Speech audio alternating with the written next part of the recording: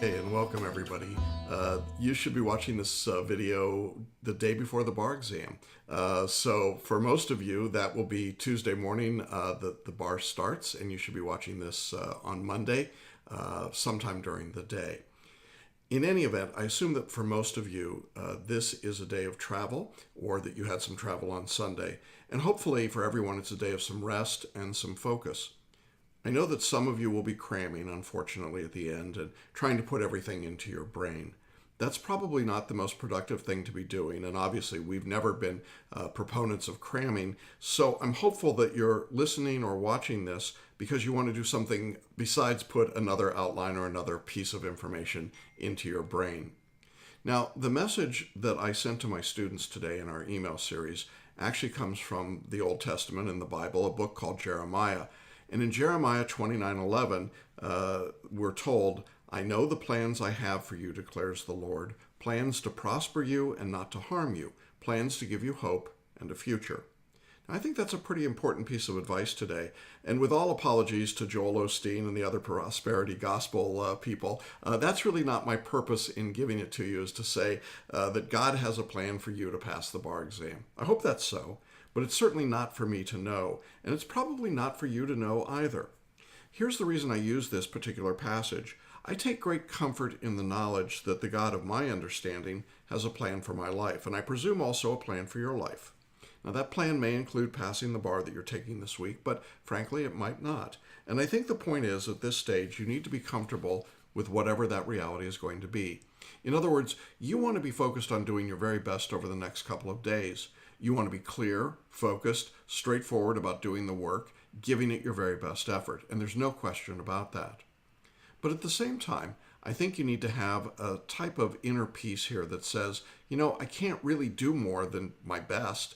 I won't be able to grade the answers. I won't be able to make it magically turn from an incorrect answer to a correct answer on my Scantron sheet. I can't control the outcome. All you can control is your performance.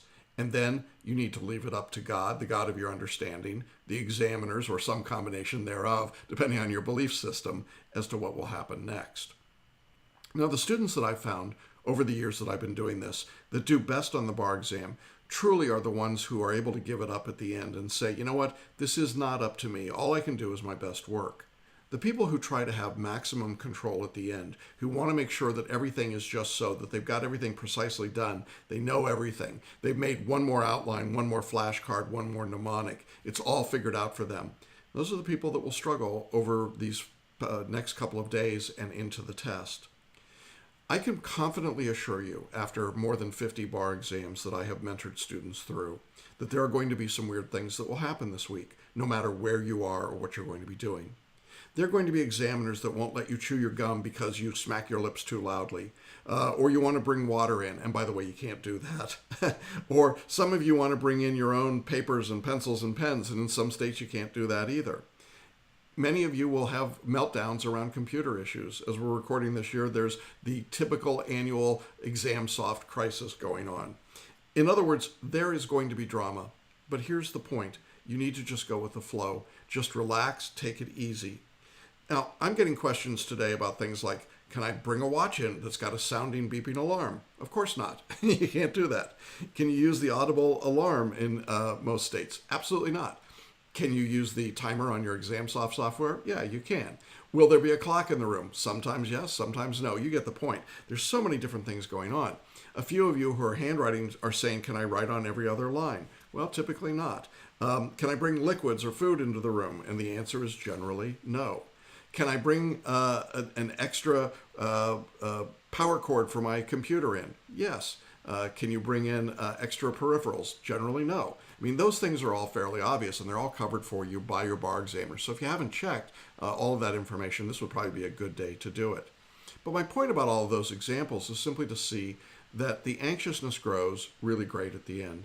And that's why I take you back to this passage from the Bible. I believe that God has a plan for each of our lives. And that plan may include you passing the bar, but it may not on this try. But the truth is that we're given the promise that the plan is to prosper you and not to harm you. Now, I know that to many of you, maybe every one of you, the idea of not passing seems like it would be definitely harmful. But in fact, I've encountered some of the most gracious and incredible people who failed the bar and then ultimately passed or went on to do other things and to make great impact in their lives. One of my favorite stories has been that of a student that came to me after he failed the bar 8 times. He took the bar, and he passed. In fact, he passed with such a high score that the examiners were a little skeptical of how that could have happened. But since those years when he passed the exam, he has become an amazing resource to his community, to his law school, to the people who work with him, and to the many who were discouraged and had given up and he had sent our way. And I would say failing the bar 8 times for him had a plan behind it. The plan has in fact prospered him, and it's prospered those who've come in contact with him. Now, I would tell you that you can't control what's going to happen for the next 2 or 3 days in terms of outcomes, but you can absolutely control how you approach it. And so what I would suggest on Monday is that you have a good meal, a good lunch, a good dinner Monday night. You sleep well, get to bed at a reasonable hour, turn on some white noise. If you brought your pillows with you, that's great. Have someone prepared to wake you up in the morning. Get up early on Tuesday morning, have a good breakfast, do some questions to warm up, and then get to the test center. When you get to your exam room on Tuesday, relax, keep to yourself. Focus on the work that you've got to do. Don't discuss the test or the exam with other people. Certainly after the exam, do not post-mortem it. When the Tuesday morning session is done, put it away. You can't change it. Be an amnesiac. I don't remember anything. It's all over. When you go into Tuesday afternoon, do your best. And then when Tuesday is done, get back to wherever you're staying and review for multi-state on Wednesday. Put it away. You can't change it. If you have to be in a jurisdiction like Texas that's got a 3rd day of the exam on Thursday, repeat the same process Wednesday night that you did Tuesday night. You get the idea. Now, I had a student a few years ago who was taking one of the exams. It was an older practicing attorney, and they were moving out of state, and so they had to take the bar exam in a new jurisdiction. And he was staying at a hotel with a lot of bar takers. He came out of the first day's exam, he said, and he was standing in the elevator. And all of these bar takers around him were all just sort of chattering and nervously talking about what was on the exam. And apparently they did or said something that really got on his nerves. So just before he got off the elevator, he said something about, "Oh man, I'm sure glad I killed that trust issue on question 2. And of course, there was no trust issue on the exam, and he knew that full well. Well, he said suddenly there was stone cold silence in the elevator, and everyone was going, well, that to me was mean. I mean, I didn't think it was a very nice thing to do, but I understood what he was doing. You see, he was messing with them because the postmortems are so ridiculous. You know, postmorteming, even during the test itself, is vicious, dirty, ugly, miserable, no good. There's nothing good about it. If you want a postmortem and you're in our course after the exam, contact me and I'll absorb your craziness. But the truth is, you should not be talking to anyone about what's going on in the exam. There is no need to do that. Keep your focus on what you can do. Keep your focus on what you can control. You cannot control the outcome, so don't worry about it. Just do your best. Nice and easy, nice and relaxed. And if you do that, one of the ways I think you can be nice and easy and relaxed is to know that there's a plan to prosper you. Now, throughout this video countdown series, I've tried really hard to balance some substantive material with some bigger picture kinds of things. And so I guess I end on the big picture today. There's a lot of little picky things you can do to get ready for test day. You can dress like a lawyer. I love that idea. You can dress in lawyers. You can bring all the right materials. You can have your admission tickets and a photo ID. There are people say, do I need an ID? Yeah, you do. There's a lot of stuff, a lot of trivia you can get caught up in. But in the big picture, what you're doing is you're offering yourself up to be a member of our profession.